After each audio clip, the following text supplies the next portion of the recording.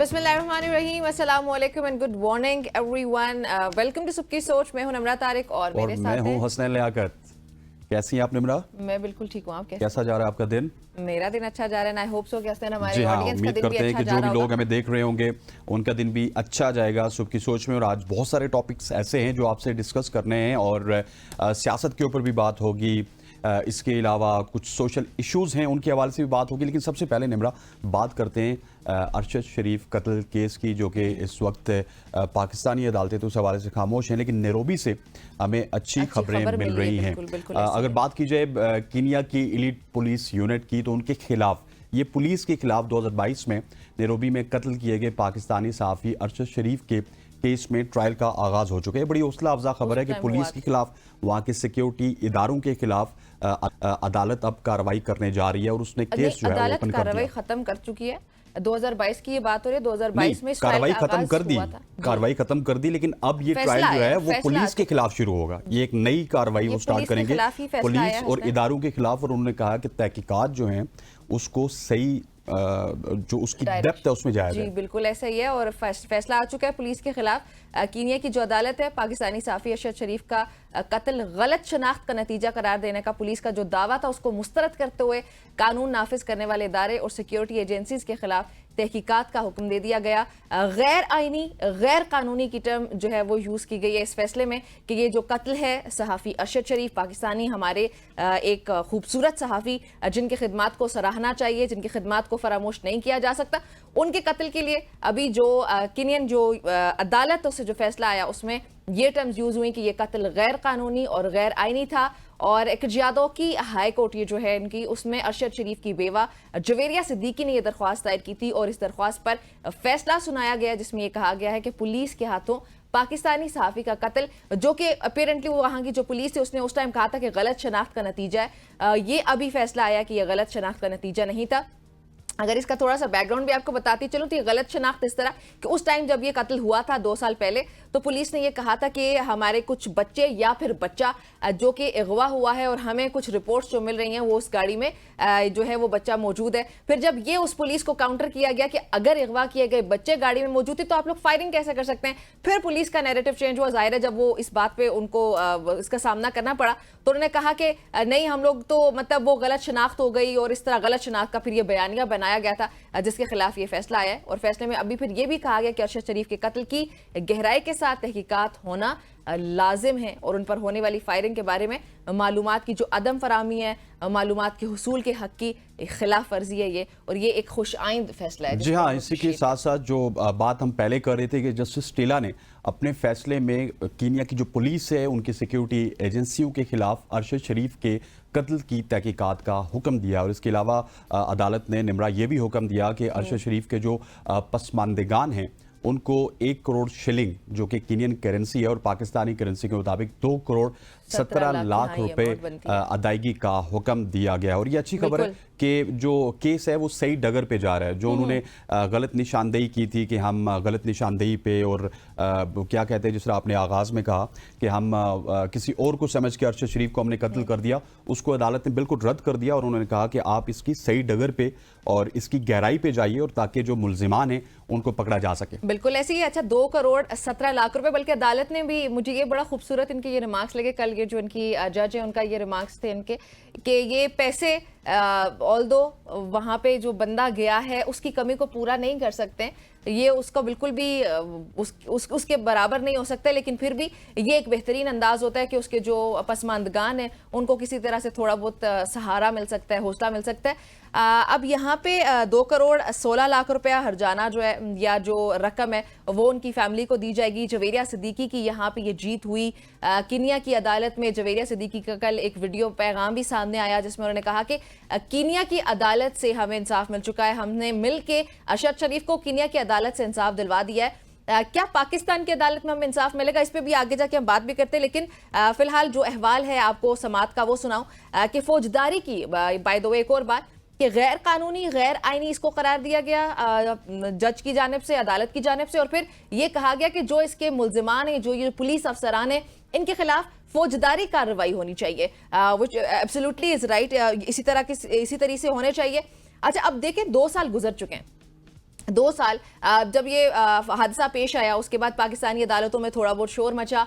13 जून 2023 को इस केस की आखिरी समाअत हुई थी। उसके बाद आप कह सकते हैं कि अभी आज क्या तारीख है, बल्कि जून के बाद अब जुलाई भी आ चुका है, तो 2024। एक साल से ऊपर का टाइम हम गुजार चुके हैं। उसके बाद अरशद शरीफ के कत्ल के हवाले से हमारी अदालतों से आवाज नहीं आई और कीनिया की अदालत से फाइनली उसका फैसला आ चुका है। हमने एक फैक्ट फाइंडिंग रिपोर्ट हमारे सामने आई। हमारी 2 अशखास जो हैं वो एक कमेटी जो है वो नायरोबी गई, कीनिया गए, उन लोगों ने वहां से कुछ फैक्ट्स लेकर आए, एक रिपोर्ट तैयार की। एज यूजुअल पाकिस्तान में जैसे हम एक्सपेक्ट करते हैं कि हाँ तस्वीर होती हैं और एक रिपोर्ट आ जाती है। उस रिपोर्ट के बाद क्या हुआ वो मुझे, आपको, हम सबको पता है कि कुछ भी नहीं हुआ। और 1 साल से ज्यादा का ये अरसा गुजर चुका है जिसमें अभी तक इस केस के हवाले से समाअत ही नहीं हो रही।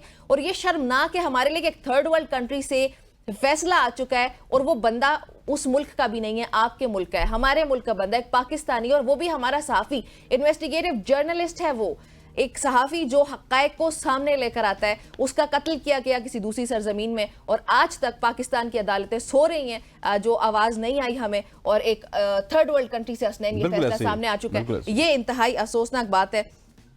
मुझे लिटरली यहाँ पे ये कहने की जरूरत पड़ रही है कि जवेरिया सिद्दीकी की जब स्टेटमेंट की मैं अभी बात कर रही थी कि वो ये कह रही हैं कि वहां से इंसाफ दिलवा दिया हमने, क्या हमारे मुल्क से इंसाफ लेकिन पाकिस्तान से इंसाफ उनको नहीं मिला। और डेफिनेटली देखिए, पहले दिन से ये कहा जा रहा था कि ये पुलिस इसमें मिली हुई है, वहाँ के सिक्योरिटी इदारे मिले हुए, वहाँ की बहुत सारी एजेंसीज हैं जो कि अरशद शरीफ के कत्ल में इन्वॉल्व थी। और उसके बाद आप देखिए कि जो अदालती फैसला है वो भी उसी के मुताबिक आया।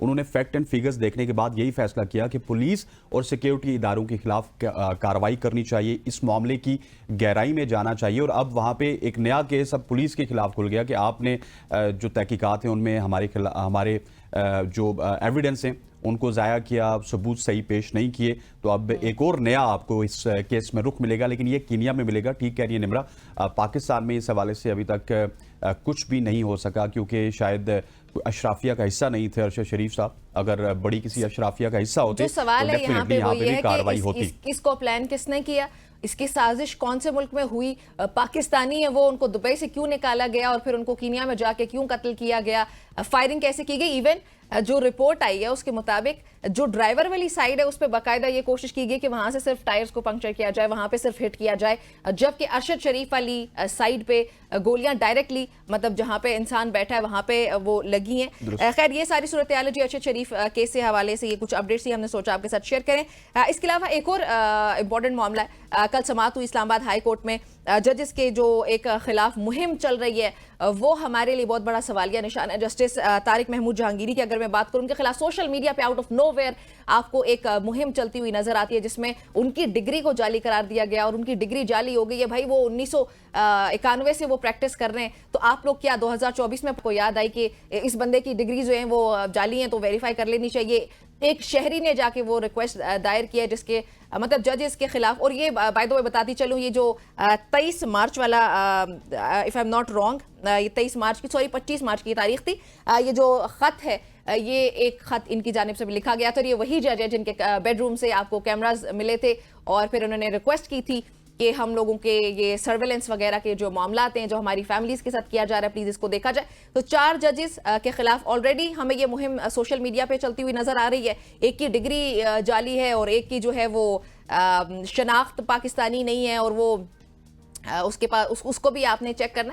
तो ये सारे मामलात हैं जी, ये भी चल रहे हैं। और इसके अलावा एक और बात भी कि जस्टिस मोहसिन अख्तर कियानी साहब, उनको भी उनकी ट्वीट के हवाले से कुछ वो मुतनाज़ ट्वीट हो गई अपेरेंटली और उनको फिर उसके हवाले से भी बड़ी सफाइयां पेश करनी पड़ी। सो ये 6 जजेस में से 4 जजेस के खिलाफ तो बाकायदा मुहिम चल रही है। और मोहसिन अख्तर खयानी साहब का जैसे मैं आपको बता रही हूँ कि उनकी ट्वीट, एक जज जो रह गए हैं उनके हवाले से भी यही सामने आ रही हैं बातें कि ट्वीट्स वगैरह ऐसी हैं जो कि मुतनाज़ कंसिडर की जा रही है और उनको सफाइयां देनी पड़ी हैं हमारे जजेस को। सो ये इस पर सुप्रीम कोर्ट का रिस्पॉन्स भी बड़ा इंपॉर्टेंट है। प्रोग्राम में आगे जाके जब हमारे साथ गेस्ट मौजूद होंगे तो इस पर भी बातचीत करेंगे कि क्या सुप्रीम कोर्ट का इसमें जो रिस्पॉन्स आ रहा है वो काफ़ी है या नहीं। जी हाँ बिल्कुल। और इसी के साथ साथ बहुत सारी ऐसी चीज़ें हैं जिनके ऊपर हम डिस्कस करना चाहते हैं आज के प्रोग्राम में। और सबसे पहले अगर बात की जाए तो बहुत सारे ऐसे टॉपिक्स हैं जो कि ज़ुबान ज़द आम है और उनके हवाले से डिस्कशन को बनाते हैं। सबसे पहले अगर मुल्क की बात की जाए तो पाकिस्तान में जो हालात हैं वो बड़े ही ख़राब होते जा रहे हैं। पाकिस्तान की जो कम्युनिटीज़ हैं वो पाकिस्तान को छोड़ने पे मजबूर है। तकरीबन अगर बात की जाए तो 22 लाख अफराद एक साल में पाकिस्तान को छोड़ के जाते हैं, और ये अगर तादाद एक दिन की बात की जाए तो एक दिन में 2100 से 2200 लोगों तक पाकिस्तान छोड़ के लोग जाते हैं। लेकिन अगर बात की जाए, हम जब बात करते हैं कि इंडियंस की बात करते हैं कि इंडिया के जो लोग हैं वो बहुत बड़ी बड़ी कंपनीज में जाते हैं, अगर गूगल के सीईओ की बात की जाए, इस तरह की चीज़ें की जाए, लेकिन मसला ये है कि हमारे यहाँ कोई भी शख्स जब बाहर जाता है तो वो पाकिस्तान की शनाख्त करवाने में भी ना उसको बड़ी बड़ी दिक्कत पेश आती है कि पाकिस्तान की इस तरह की जो चीज़ें हैं वो पाकिस्तानी कहलवाने में काफ़ी ज़्यादा मुश्किल उनको पेश आती है। और अगर बात की जाए निम्रा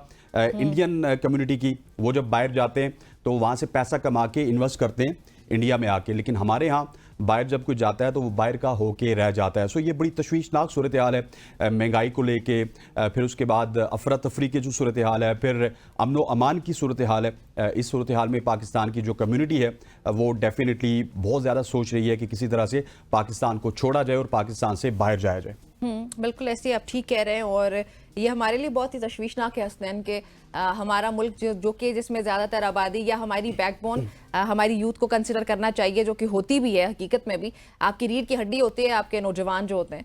और पाकिस्तान की पॉपुलेशन की एक बड़ी तादाद जो कि 20 से 40 साल की उम्र के दरमियान के लोग हैं, ये बहुत बड़ा एक सेगमेंट है, बहुत बड़ी आबादी है हमारी, जो कि पाकिस्तान में, अच्छा ये वैसे ये एज होती भी है 20 से 30 कह लें आप, 20 से 30 के दरमियान ये वो एज होती है जिसमें आप लाजमी जॉब वगैरह की तरफ जाते हैं, अपना या तो बिजनेस एस्टेब्लिश करते हैं या आप कोई अच्छी सी नौकरी पकड़ते हैं। लेकिन वो पाकिस्तान के बारे में रिमार्क्स भी उनके ठीक नहीं होते ना। पाकिस्तान के हवाले से वो कहते हैं कि पाकिस्तान में इंस्टेबिलिटी है, महंगाई है, यहाँ पे अमन अमान के मसले मसाइल हैं।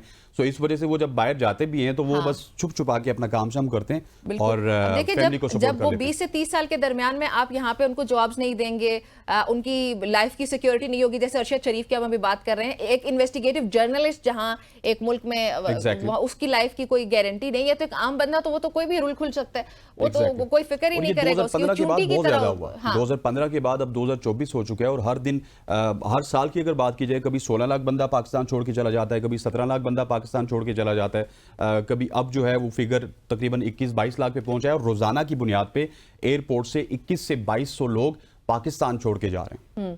बिल्कुल ऐसे ही है, और ये हमारे लिए नहीं बल्कि ये हुकूमतों के लिए एक सवालिया निशान है कि क्या ऐसी वजूहात हैं जिनकी वजह से हमारे एक इतनी बड़ी तादाद में हमारे लोग हमारे अपने मुल्क का सरमाया जो हमारा फ्यूचर है, यहाँ से पढ़ लिख के काबिल बन के वो किसी दूसरे मुल्क में जाके अपनी सर्विसेज उनकी वहाँ पे यूटिलाइज हो रही हैं, वो वहाँ जाके सर्व कर रहे हैं। वही डॉक्टर्स को आप अपने मुल्क में अच्छे तरीके से उनको कहीं नौकरियाँ दें ताकि वो अच्छा परफॉर्म कर सकें, वही इंजीनियर्स हमारे लिए कुछ करें।